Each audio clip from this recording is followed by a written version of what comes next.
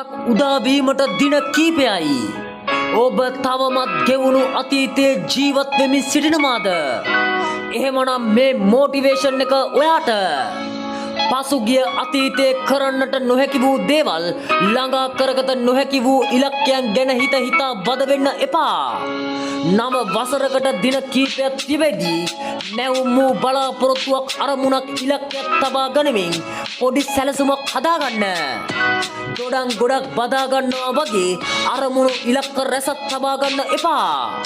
තෝරාගත් ඉලක්කයන් කීපයක් අතරින් පළවෙනි ස්ථානයේ දිය යුතු වඩාත් හොඳම ඉලක්කය හෝ අරමුණ තෝරා ගන්න.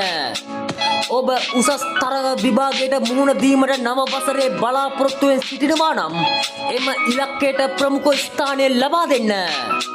සමහර විටක නව වසරේ රීදුරු බලපත්‍රය ලබා ගැනීමට හෝ කිසියම් ප්‍රදේශයකට සංචාරයක් කිරීමට වැනි කෙටි කාලීන ඉලක්කයකුත් තිබෙන්න පුළුවන්.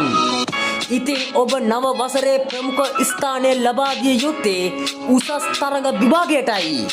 ඒ අතරතුර කෙටි කාලීන අරමුණු කිසිදු කලබලයකින් තොරව එකින් එක ප්‍රධාන අරමුණට බාධාවක් නොවන පරිදි ඉටු කරගන්න කටයුතු කරගන්න.